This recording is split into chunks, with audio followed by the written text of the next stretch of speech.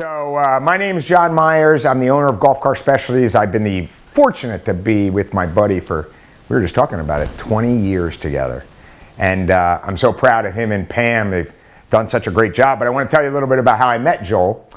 So when I first met Joel, I was, brand new in the business, and I run up to the ridge of Backbrook, and I get a chance to meet this gruff guy that the whole time was telling me, this is what I'm paying for this stuff and nothing else, but that's what I'm paying. And I was left and I was like, you know what? This guy is one piece of work. He's something else. And you know what I realized after all these years? He is something else, because he wasn't gruff, he was particular. And there's a big difference between the two.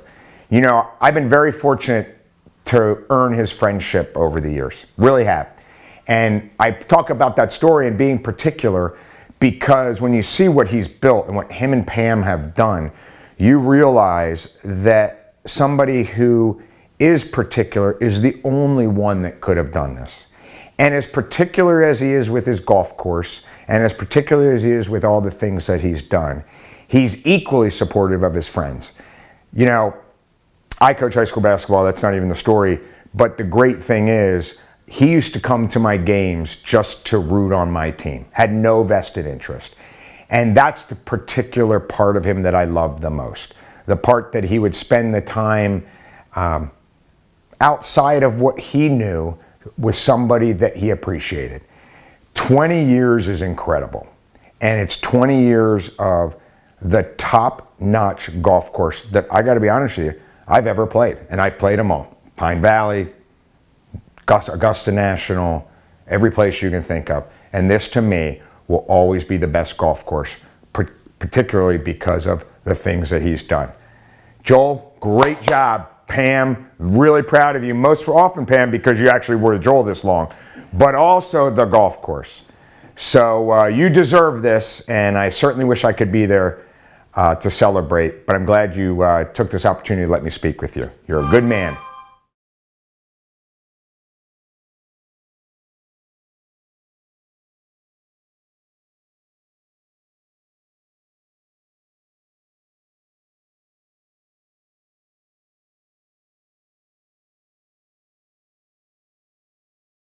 Good evening. My name is Tom Bracken. I am the current president and CEO of the New Jersey State Chamber of Commerce.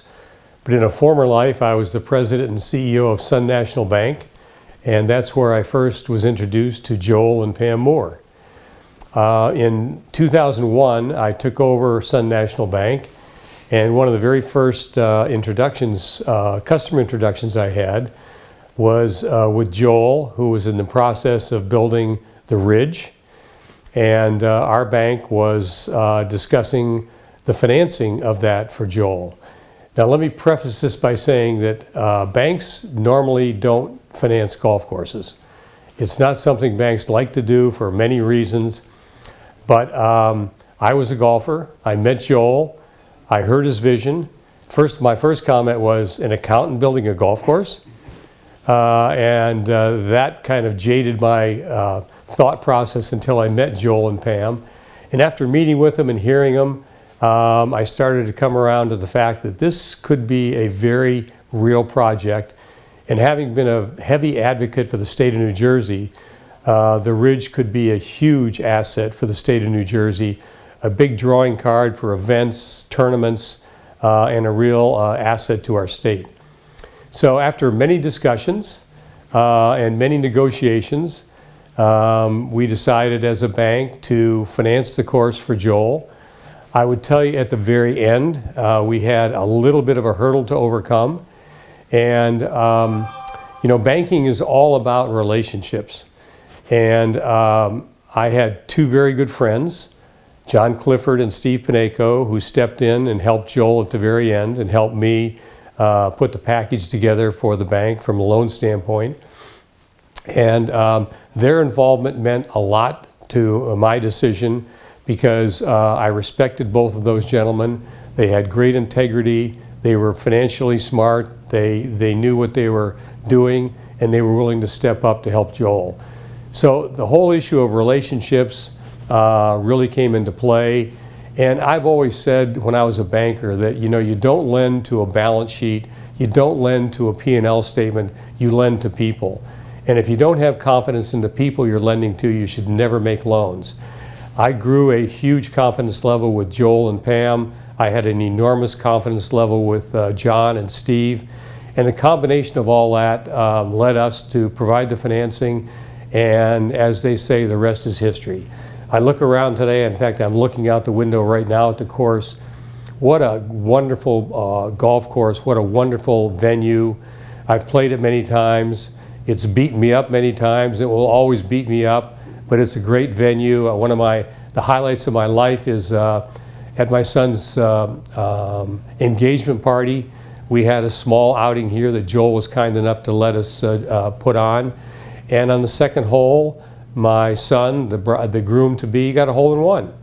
And Joel gave me a very nice, took the flag on that hole and mounted it and gave me a great picture for my son, a great picture that was framed with the flag.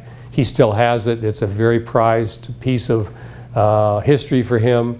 So another great experience I've had here. But I do want to say that I was very pleased to be introduced to Joel. I'm very happy to have played a very small role in what has been created here. It is a real honor to be asked to speak at the 20th anniversary.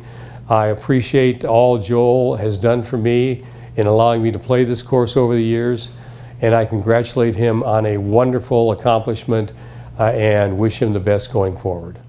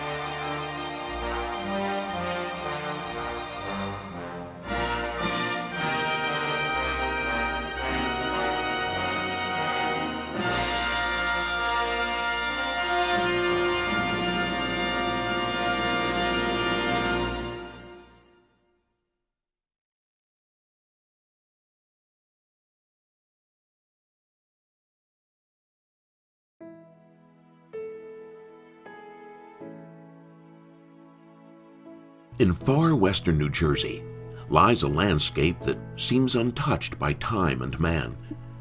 The terrain rises and falls, is thick with forest, and etched by rivers and streams. And it's where Joel Moore built his dream club, the Ridge at Backbrook. If you haven't heard of the Ridge at Backbrook, we'll let you in on the secret. On 300 untouched acres, Joel Moore and his wife Pam wanted to create a true golf experience. No pool, no tennis, no homes. A golf oasis casual in atmosphere, but serious about the game. They considered only one architect, Tom Fazio. The course opened in 2002 to raves and awards, and yet most people still haven't heard of it. They don't know what they are missing. Fazio made every hole special, incorporating the rolling hills, trees, a large lake, and 3 ponds. He crafted a challenging test that is bold as well as beautiful. And in typical Fazio fashion, the course looks as if it's been on the site for many years. The fairways are wide, but the constant movement of the land means golfers will face a variety of slopes and lies. Bunkers are few, but those that do appear are large, deep, and carefully positioned to make golfers think. The stiffest defense at the Ridge are its greens. They are big, deceptive, and always in perfect condition. There really is a ridge at the Ridge at Backbrook. Veins of barn red shale, exposed during construction, add color and thrills to a number of holes on the course. At the par 5 7th, it splits the wide fairway and forces players to choose a side. At the par 3 8th, the red rock forms a 100-foot high wall behind the green, while on top of the wall sits the 17th green, teetering at the cliff's edge. And at the par 5 5th and 18th holes, the red shale creates a dramatic backdrop on approach shots to these greens. And there really is a back brook. It weaves in and out of the course, angling into play with the ability to drown the best of intentions if not shown the proper respect. The final hole is just one example where the meandering stream protects a wide yet shallow green nestled on a shelf above the flowing water. The exhilaration of the round carries into the Mountain Lodge-style clubhouse. Grand in design, it is intimate and comfortable inside, with a welcoming bar and restaurant, handsome, fully appointed locker rooms, and quiet corners, ideal for friendly conversation and recounting rounds just finished. Steps away is an expansive practice area with bunkers, short game areas, and 2 putting greens. The broad driving range, the kind a real golf club should have, has multiple target greens, bunkers, and fairway-like targets. There's also a separate teaching tee. The Ridge at Backbrook is private golf at its best, a club that revels in its natural beauty.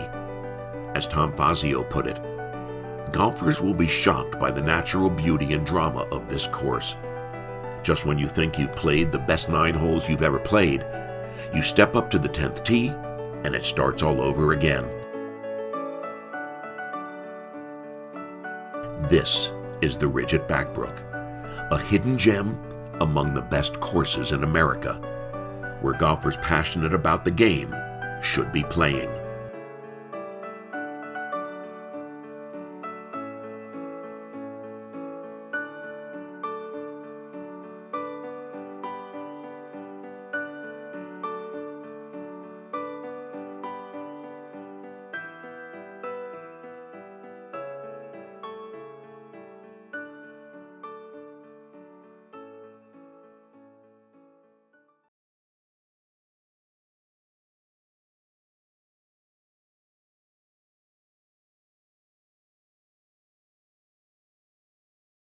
Hey Joel, hey all you good folks at the Ridge at Backbrook. Congratulations on 20 years in the clubhouse. I wish I was there. Unfortunately, I can't make it, but I do want to say hello. Joel asked me to say a few things. In fact, I'm going to show you a few things.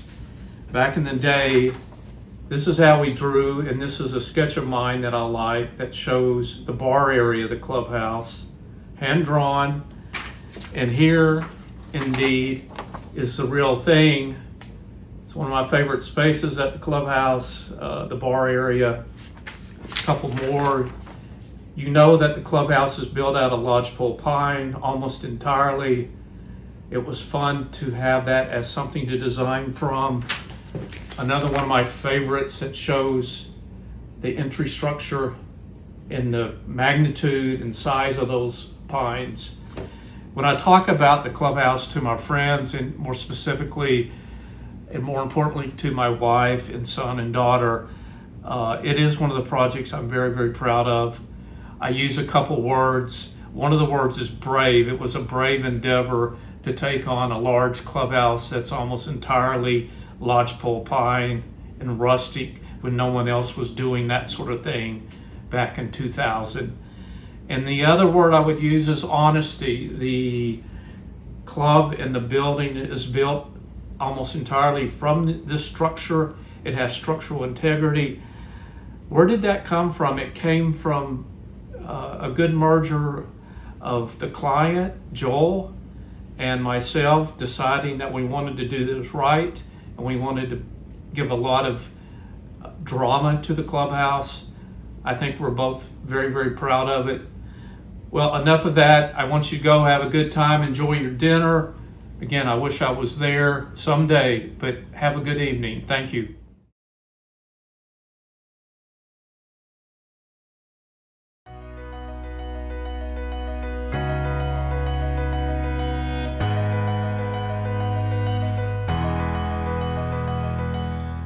Hi, this is Jerry Cavella, publisher of Golf Styles New Jersey magazine.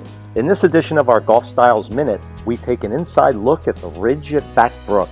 This exclusive Tom Fazio designed masterpiece is located in the heart of the Garden State, in the rolling hills of Ringoes, New Jersey. This one-of-a-kind track is for the passionate golfer who is looking to experience one of the world's best courses. Through the commitment of owner Joel Moore, the Ridge works diligently on maintaining PGA-type tournament condition each and every day. Add a world-class practice facility and a spectacular one-of-a-kind clubhouse, and you have a match made in golf heaven. As the Ridge celebrates its 20th year, ownership is extending a special anniversary membership, a wonderful package that perfectly matches the needs of the golf purist. Our recommendation? If you are looking for one of the finest golf experiences in the region, you will want to check out the Ridge at Back Brook. For Golf Styles magazine, this is Jerry Covella.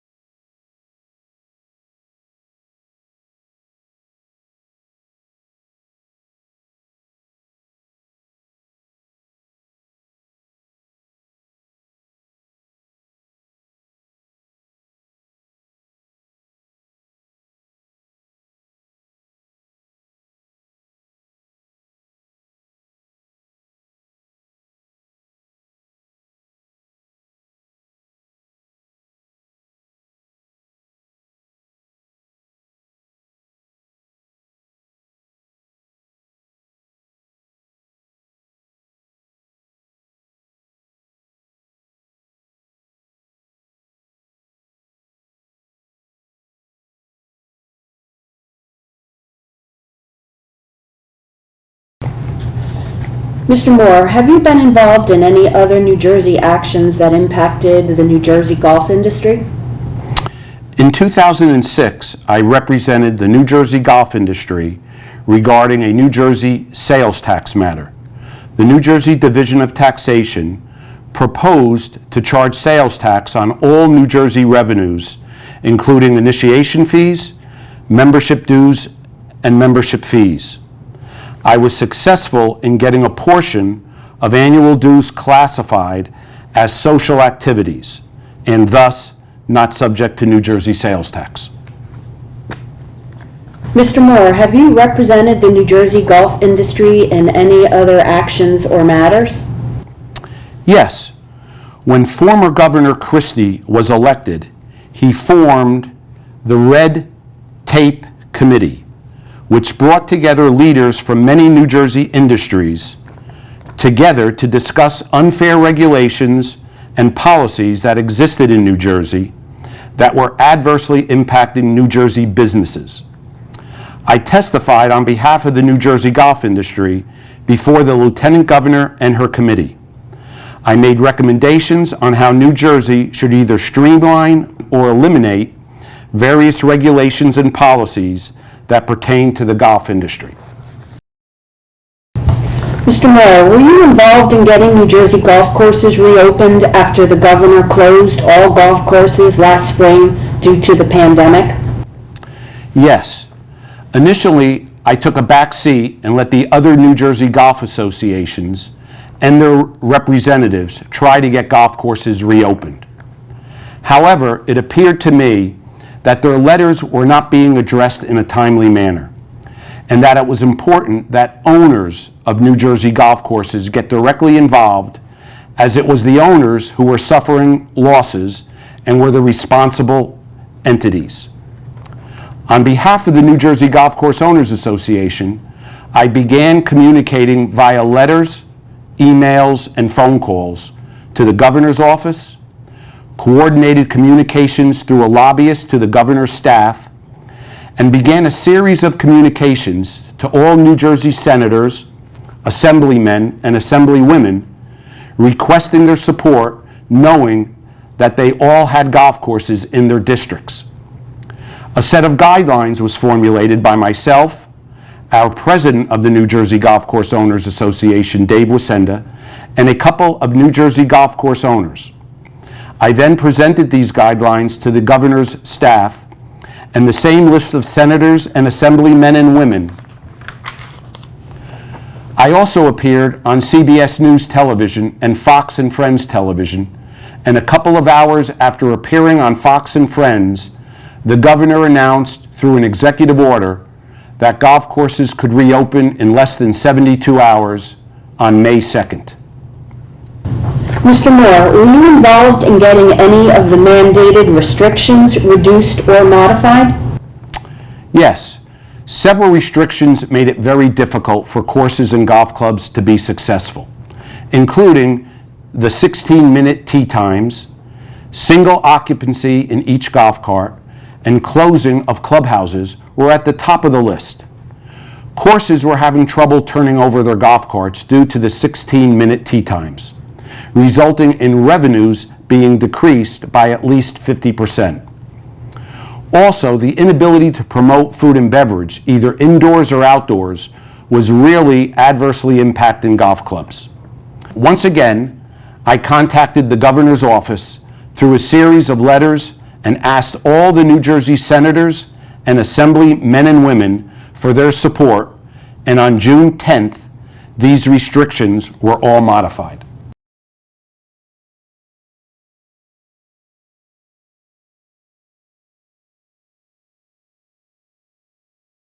Hello, my name's Joel Moore. I'm the owner and developer of the Ridge at Backbrook, located in Ringgoes, New Jersey.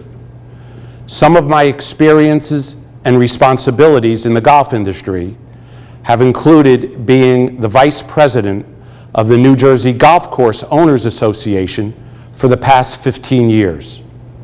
In addition, I assisted in the formation of the New Jersey Golf Pack and have been its president since its inception in 2007. I would like to thank the National Golf Course Owners Association for naming me the recipient of the very prestigious Paul Porter Award. I would also like to thank the National Golf Course Owners Association for their ongoing support of course owners and managers and their regular updates and information from Ronnie Miles as well as others. Thank you.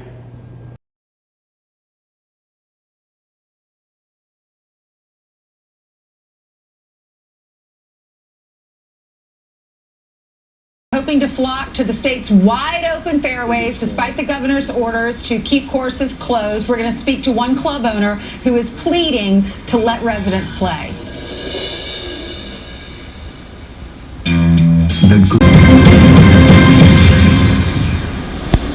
Well, golf courses are shut down in the state of New Jersey, and the golf courses now are pleading with Governor Phil Murphy to let them reopen with proper safety precautions. Joining us right now is Joel Moore, Vice President of the New Jersey Golf Course Owners Association and owner of the Ridge at Back Brook.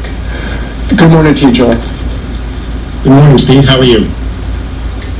I'm doing okay. Why won't Governor Murphy allow the golf courses of New Jersey to open? Because they are open in nearby Connecticut and New York and Pennsylvania and Rhode Island, and those are the other states as part of this alliance. Everybody's open except Jersey. That is correct. No one really knows the reason. We have been sending and communicating with the governor and his office. They have said over the last couple of months that their two most critical concerns are social distancing and congregating. And we, the New Jersey Golf Course Owners Association, led by our president, Dave Wasenda, and myself, strongly believe that the proposed guidelines that we have submitted to the governor clearly satisfy those concerns. Would you like me to go into any of those concerns? Absolutely, Joel, because I'm sure you've written a letter and it's wound up on the desk of the governor, but he is so busy. If you tell the governor right now, I guarantee he will see this video sometime today. Well, I would like to tell the governor that, first of all, our plan for all golf courses in New Jersey would be that when a golfer arrives at a club or a golf course, that they will not have to touch anything but their own equipment and their own personal belongings. We have structured and put together our guidelines based on totally focused and satisfying those two concerns. For instance, if an individual is coming to play golf, there will not be outside staff that will take their golf bag and put it somewhere. They will have, the individual golfer will have to deal with it themselves. In addition, we are requiring that golfers have a choice. They can either walk and carry their own bag, not utilizing a caddy, or they can take a golf cart, but it's only one person per cart. When you factor those two things in, by itself it promotes social distancing.